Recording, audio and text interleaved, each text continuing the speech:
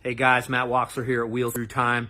Isolation in the restoration shop right now. It's Tuesday. We're working on some incredibly cool stuff. One of the machines I wanted to show you, Les Meyers 1954 Harley-Davidson drag bike. This machine is so incredibly cool and actually has an awesome story to go with it, as most of them do here at Wheels Through Time. Now, Les Meyers was a Harley-Davidson dealer in Wichita Falls, Texas. Sponsored and raced himself, sponsored guys, TT racers, flat track racers, speedway guys, hill climb, all sorts of machines come out of Les Meyers' collection. This bike is quite an accomplished one. Les was also a drag racer himself. Now, this bike, 1958, was AMA's top eliminator in the Rocky Mountain and Southwest National Championship drags. Quite an accomplished bike, and every single piece of the machine is modified. Now, what you notice here, it's a Harley-Davidson panhead, but it is not your ordinary panhead. The bike's starting with every single piece, and again, starting with the frame. The frame's been sectioned and cut,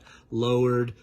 Can hardly roll the thing over a 2x4. And what you'll notice, one of the first things a lot of old bike guys notice on this panhead is that it's got a right side drive. Now, the right side drive, typical of Harley-Davidson 45s. Panheads, big twins, really dating back all the way, from the earliest bikes, teens, all the way up through now. All your big twin machines have the chain, the rear chain on the left side of the bike. This one, as you can see, it's on the right side. Now, has a Harley-Davidson 45 transmission in this big twin frame. And if you notice, way down low, there's this special cast adapter plate. It's cast aluminum. It's one of a kind. It's the only one I've ever seen. And what it does is it allows you to bolt in a Harley-Davidson 45 transmission into the big twin frame. So Les Meyers was, kind of a genius racer. We've got actually one of his speedway bikes. It's been all cut down, stroked, 500 cc's from 350 cc's, and runs like top in the museum. This bike came to us in just the coolest way. About 2 years ago, we bought an entire inventory from a Harley-Davidson dealership in Abilene, Texas. Now, the dealership in Abilene was Kent's Harley-Davidson.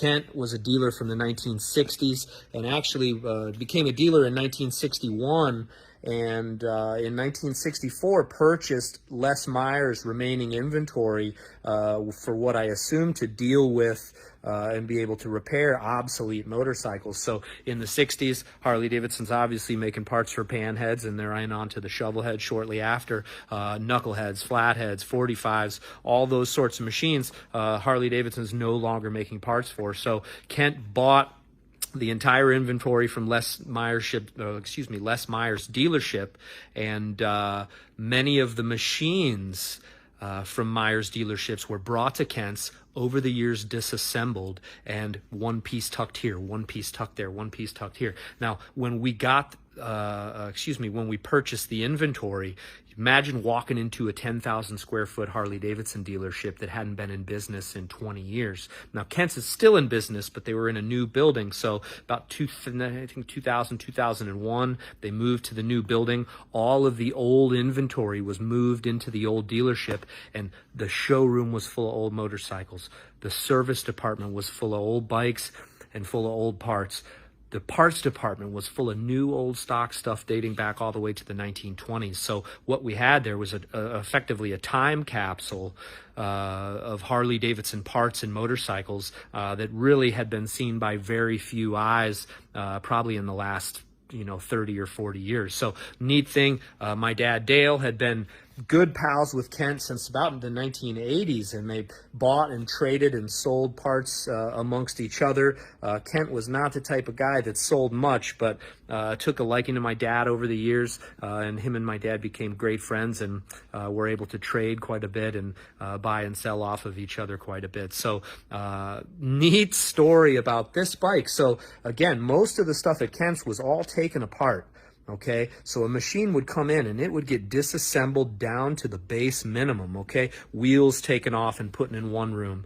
Gas tank split, hung from the ceiling. Forks disassembled. Springs go in this box. Fork legs go in this box. So, as you can imagine, incredibly difficult to decipher what all had been there as far as complete bikes over the years. So, really neat piece of history is we actually, here at the museum, we've had this picture here at WTT for, geez, I don't know, it's been floating around the shop for 15 years or so.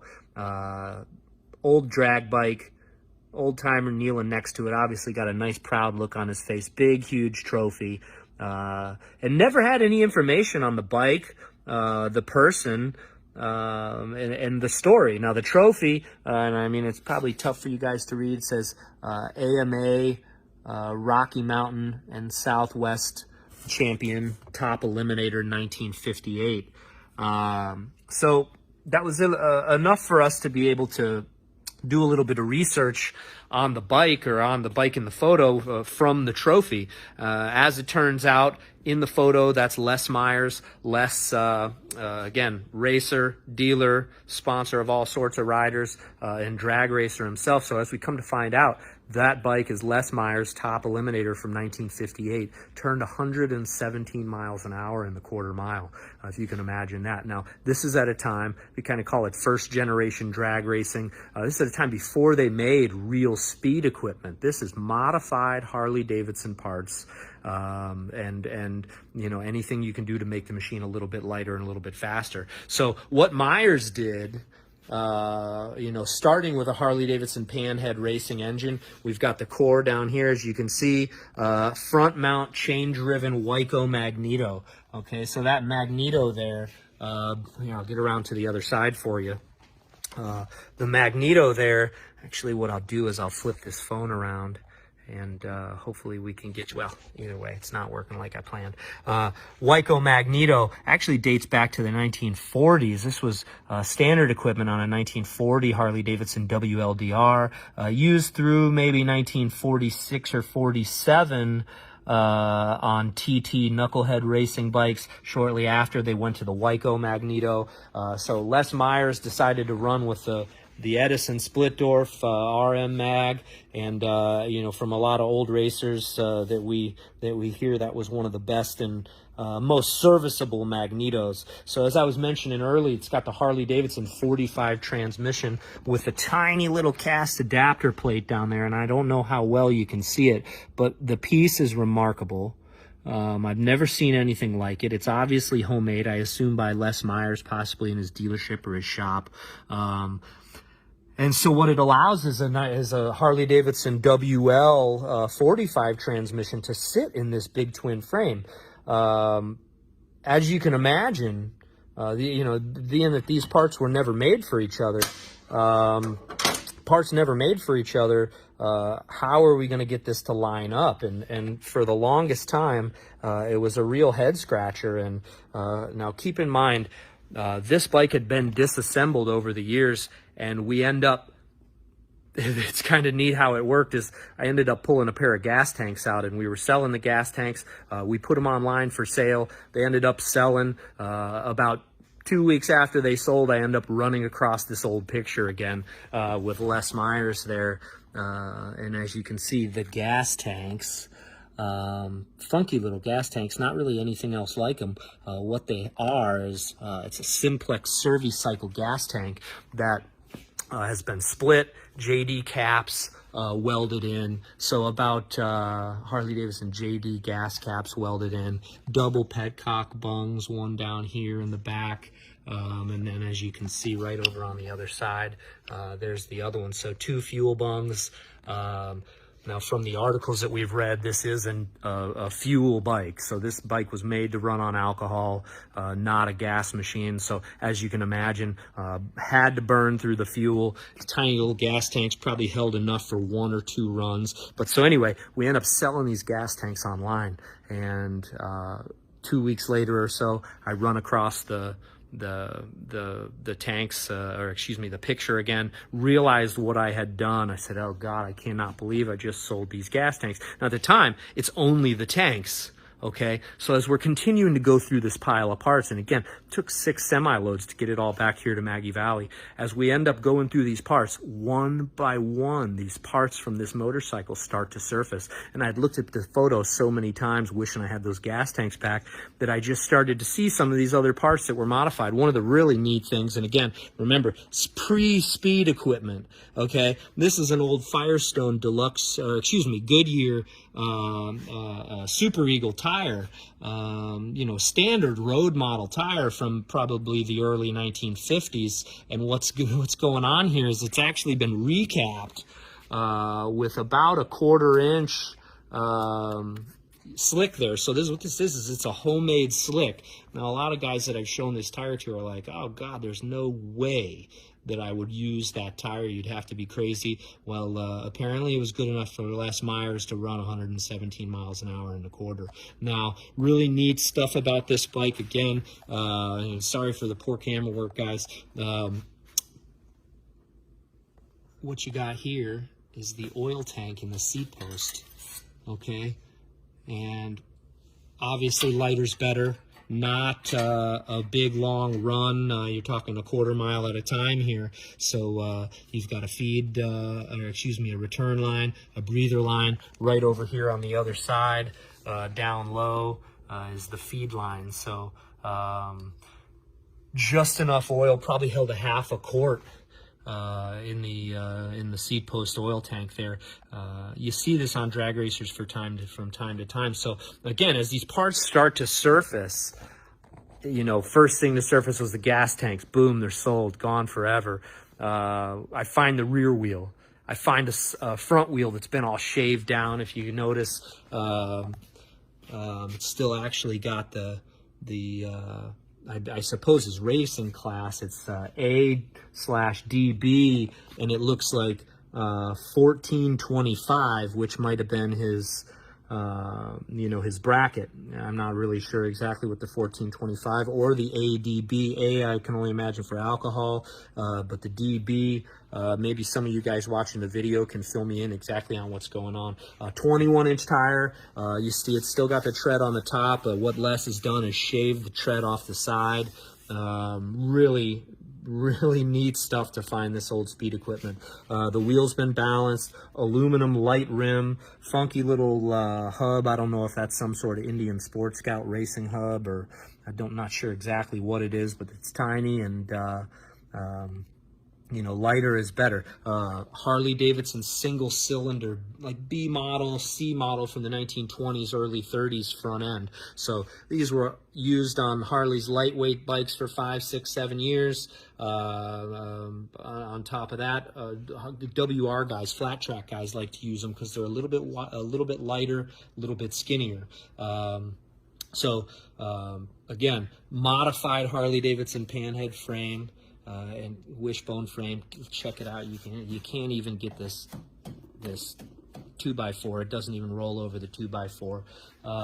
The frame actually was hidden underneath one of the semi-trailers there for about 3 months, and we ended up getting under there, digging around, and first thing I saw was that oil tank seat post and thought, holy cow, this is the frame. So piece by piece it starts to come back together. Now keep in mind, my dad had been going down to this pile for probably 30 years and digging up parts from Kent, buying and selling stuff on one of his trips down there, and it's kind of neat how it happened. Over there on the stairs, I was cleaning house one day in the museum, and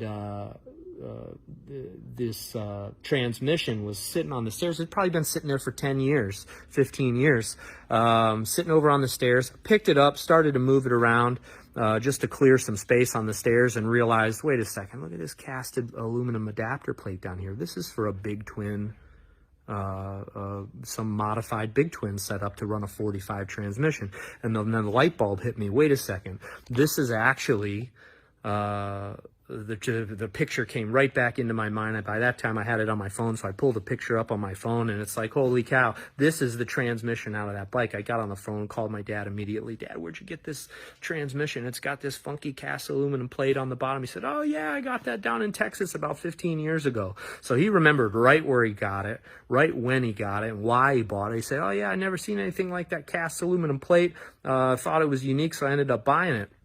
So again, piece by piece, it all starts to come together. Now, the handlebars, again, we're talking trick stuff here, okay? Now, Harley-Davidson single-cylinder forks have this funky little top clamp here, and the top clamp is really just a clamp, and it's made for plug-in handlebars. Now, the handlebars usually plug into these tubes. Now, what you can see is somebody has welded on these panhead handlebar ends, double kill switches, one on this side, one on this side.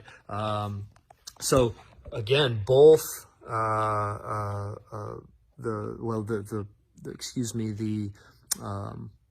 handlebars were sitting in the museum. I was actually saying goodbye to a few friends of mine that come up and help out during the fall. They actually come and stay for a month and help volunteer at the museum and, you know, help us keep this place up to shape. And we were saying our goodbyes, and I look over Barbara's shoulder and I see these handlebars, and they're just staring at me. By this time, I'd looked at the photo of this motorcycle so many times that I knew instantly that these are the handlebars for the Les Meyers drag bike. So again, one more piece to the puzzle. As all this stuff starts to come together, I think, you know what, I've got to call the guy that bought the gas tanks. Turns out the gas tanks went all the way to Japan. Ended up taking a little bit of convincing. He had already set him aside for a project. I kind of got him familiar with what's going on here at the museum and the project at hand, and he was kind enough to trade the gas tanks back to me. So incredibly cool stuff. And again, he's got these like Harley-Davidson, or excuse me, Simplex Servicycle. Simplexes were made in the 40s and 50s in New Orleans, and they've been split, divided, JD gas caps welded in, and then they put this little cool Harley Hummer decal on the tank there. So really neat stuff. So little by little, the Les Meyers drag bike is authentically coming back into being here at the museum. There's a few pieces left to find, and again, we're getting close. Got a couple trailers full of parts to look for. I'm actually missing the clutch lever, or clutch pedal here. And I'm missing the rear fender, and hopefully that turns up. If not, we're going to do our best to authentically recreate that. And one of the most recent finds, actually found his whole primary drive gearing setup here. So these here are old compensator sprockets. What he's done is taken early aftermarket compensator sprockets and knocked the teeth off, took a big sprocket, welded them on. I was first looking at the sprocket thinking, that pitch is a little weird on the chain. What I end up finding out is that this takes a single row Hummer chain from a Harley-Davidson lightweight. They started making those in 1947, late 47, 48, made them through the mid-60s. Harley-Davidson Hummers, 125s, 165s, 175s, and just a really light-duty chain for the power that they'd have been creating out of this panhead. But again, sometimes lighter's better. One of the neat pieces of the primary here, I'll take this apart for you and show you. It's one of my favorite parts, and it just goes to show all the work that racers put into their race bikes that sometimes you never really even get to see. Again, this is pretty much a stock Harley-Davidson 45 transmission. I took the cap off, and is actually first gear had been shaved. He's running second and third gear only. Pretty standard looking clutch here. And when I got these two pieces, the engine and the trans together, I'm thinking, how on earth is all this going to line up? Not your standard setup, and stock components really wouldn't work. So I ended up digging through some boxes out there and found this clutch basket. Incredible piece, and look at these holes. Now traditionally here, what you would have is 1/4-inch roller bearings caged to run on this hub here. Now what Les does, and for a lot of guys that build big power motors, I've actually just torn those bearing cages and the 1/4-inch rollers to thread on my knucklehead drag bike. So Les had the bright idea, ditch the bearings and run bronze just run the bronze bushing. I assume he drilled it not just to make it lighter, but probably to hold some oil or grease to keep it lubricated. And the bronze piece is really a work of art, and just incredible. One of those pieces that I had run across numerous times out there looking for parts, and then it hit me. You know what? I wonder if that bronze ring in the clutch basket out there is actually the right basket for this. Now, again, you see all this cobbly weld here, and what he did was he took a standard 45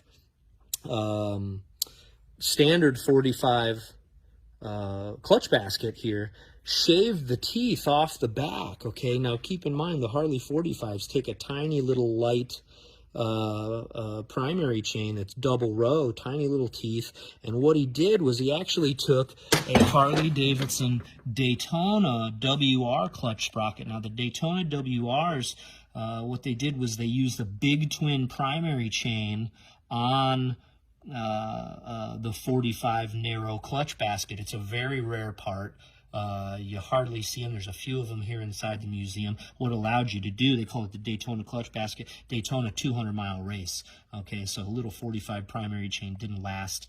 200 miles of wide open is a big call for a 45 primary chain. So what they did was they made special engine sprockets and then a special clutch basket to be able to run that big twin chain on a 45. Now this clutch basket is a standard 45 clutch basket with the special bronze bushing in there, and what he's done is he's shaved all the teeth off the back and then took one ring of a Daytona clutch basket and then welded it on to this clutch basket to make it all work.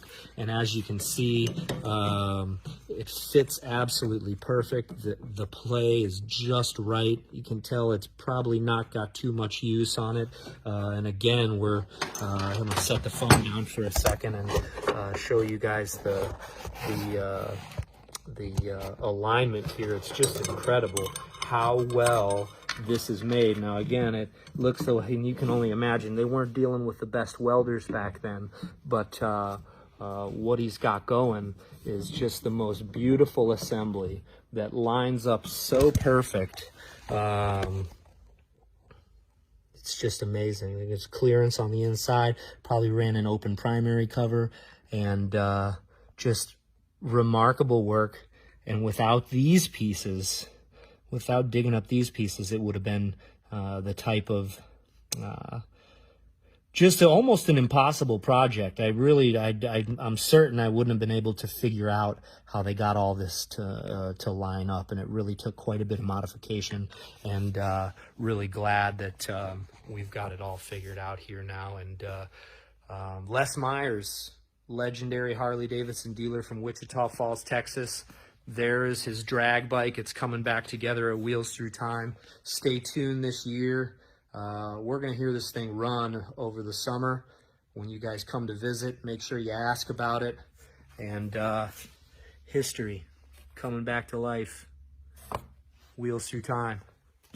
See you guys soon. Thanks for tuning in.